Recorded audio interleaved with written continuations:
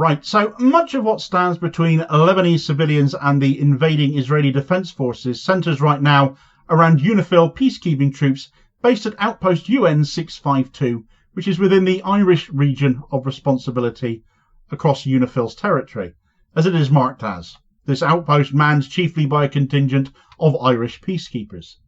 Essentially, if Israel wants to get to Lebanon, they've got to go through the Irish first, because despite being ordered to leave by Israel, despite Israel telling the Irish government to recall their troops, and indeed to UNIFIL themselves, these Irish peacekeepers are refusing to leave their post. They're standing their ground.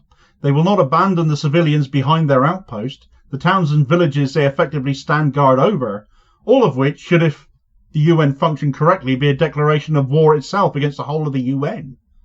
Sadly, one nation stands out as very much not being on the side of the UN, but on the side of Israel still.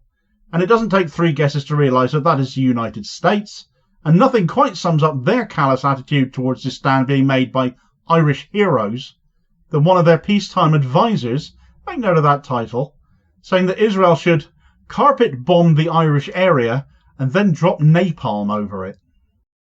Right, so this stand by Irish peacekeepers is truly remarkable, and the bravery being shown by those manning UNIFIL outpost UN 652 is all the more remarkable when you imagine what these people have been in close proximity to. The actions by Israel and Gaza having been going on for a year now, but so has the Hezbollah attacks on Israel in response to that Gaza genocide.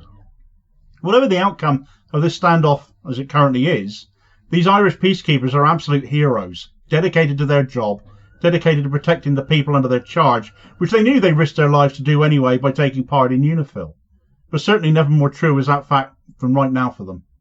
UNIFIL, as I've spoken about before, is the United Nations interim force in Lebanon, supposedly a temporary force, as the name implies, but they've been in place to a greater or lesser extent permanently for pretty much as long as I've been alive, coming into being in 1978 just as I did.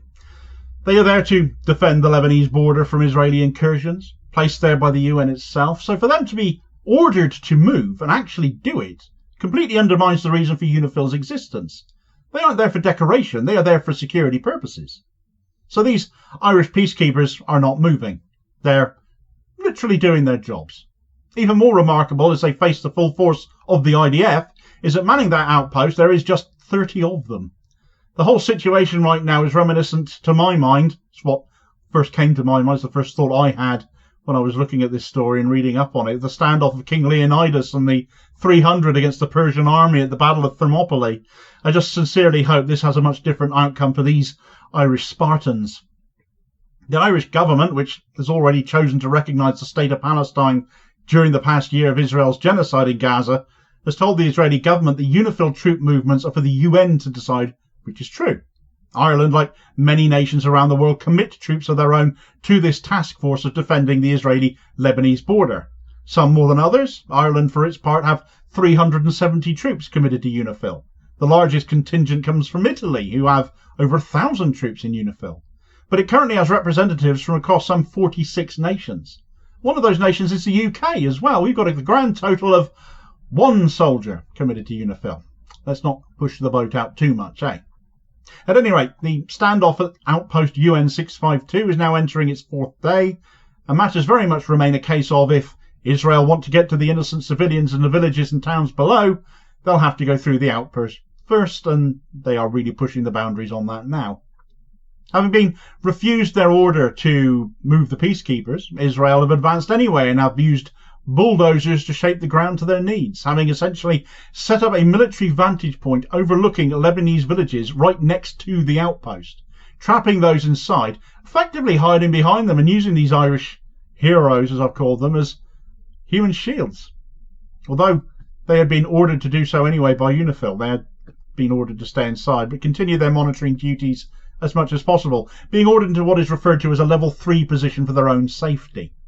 Their ongoing monitoring, however, will mean reporting back to the UN on all Israeli activities happening directly below them. The very thing Israel absolutely hates having to contend with is people reporting on their actions. Just look at how many journalists have been killed in Gaza over the last 12 months.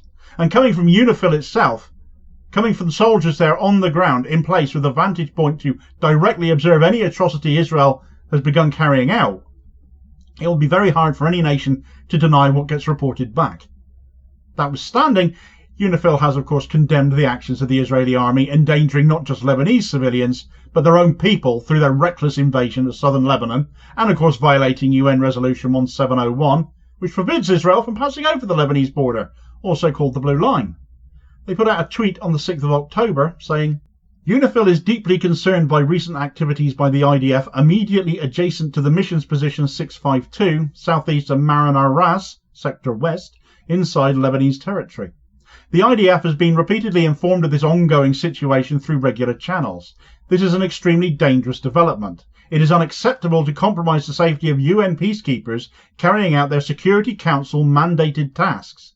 UNIFIL urgently reminds all actors of their obligations to protect UN personnel and property. Israel do not seem to care, and from their vantage point next to the outpost have once again begun attacks on, as per usual, civilian targets, being able to fire upon towns and villages from that position with tanks. One of the largest towns they now overlook is Maroun al-Ras, which has a population of more than 1,000 people.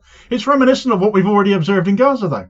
Destruction of civilian infrastructure, innocent lives are acceptable collateral damage, the success of their missions even measured in terms of how many civilians actually die as they're carried out. To just level the place is all very much in keeping with what we've observed of IDF tactics, the genocide they've carried out, the wanton destruction of illegitimate targets, all identified this time presumably as Hezbollah instead of Hamas as we heard before.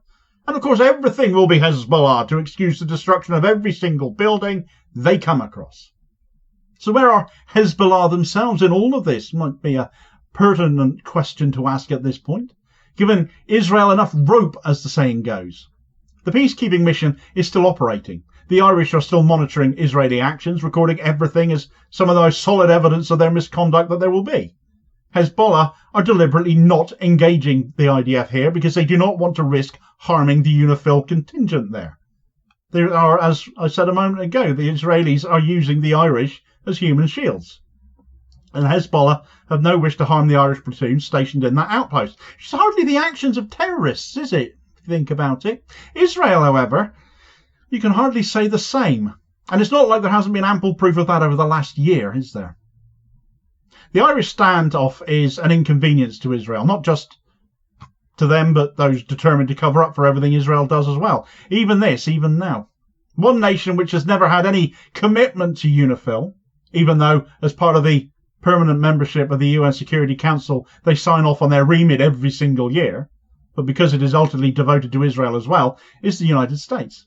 There are no US troops in UNIFIL at all, and there never have been. So it's no surprise perhaps they haven't uttered a peep to condemn Israel for endangering the peacekeepers there, using them as human shields. But boy, has somebody voiced their opinion on these Irish troops from within the US administration. Matthew Brodsky, perhaps unsurprisingly, worked for the Trump administration. According to his own biography, he has briefed members of Congress, Departments of State, Department of Defense and the National Security Council on Iran, Syria and Palestinian-Israeli issues. Brodsky assists the National Security Council and the State Department on policy and communication strategy to promote the Trump administration's foreign policy agenda. He now apparently works for the Gold Institute for International Strategy, a Washington-based think tank essentially, which provides solutions to global issues. Well, Brodsky's now deleted tweet went viral for all the wrong reasons, and if this is what the Gold Institute considers a practical solution to a global problem, then they're really quite a bit rubbish, because Brodsky tweeted out that Israel should carpet bomb the Irish area and then drop napalm over it. But Hezbollah are the ones we're told are the terrorists, right? That is screaming Israeli supremacy, if that's an appropriate response. But given the Americans' unwavering support for Israel, are we really surprised they'd pick Israel over the UN at this point? The whole of the UN, and Israel still comes first. All they do at the UN is block any action being taken against Israel, and now comments like this from a guy providing what he refers to as solutions and worked in government previously. Well, this kind of attitude begs massive questions of the US agenda again right now. Big questions need asking of the Republican candidate hoping to take the congressional seat of Ilhan Omar in Minnesota as well, Dalia Al-Akidi, an Iraqi Muslim who fled the regime of Saddam Hussein, but who has Brodsky working for her right now as an advisor as well. If this kind of comment is what passes for being an expert on Middle Eastern politics in the US, they're in more trouble over there than I ever thought. Openly calling for murder and war crimes against Irish peacekeepers. Where's the condemnation from that infamously Irish-American genocide Joe in all of this? Brodsky still at time of writing hasn't, as far as I'm aware, been sacked from any of his roles that I'm aware of, though the deleted tweet implies he's either a coward who couldn't take the justifiable backlash on social media for such a disgusting viewpoint, or he's had a warning from someone. Either way, it's not enough. I cannot express enough admiration for all the brave men and women who work for UNIFIL, but especially for those Irish ones right now in Outpost UN 652. Solidarity to them all, and we're thinking of you. Where Israel might think they are getting somewhere here despite Irish peacekeepers refusing to move, they've had an absolute mare elsewhere just trying to get over the border. If they thought they'd softened Lebanon and Hezbollah up with their airstrikes and their pager attacks, they've been proven very wrong and had something of a pasting which really does expose the inherent limitations of Israel's forces, being spread too thinly and taking on stronger and stronger enemies. Get the details of their failures in this video recommendation here as your suggested next watch, and I'll hopefully catch you on the next vid. Cheers, folks.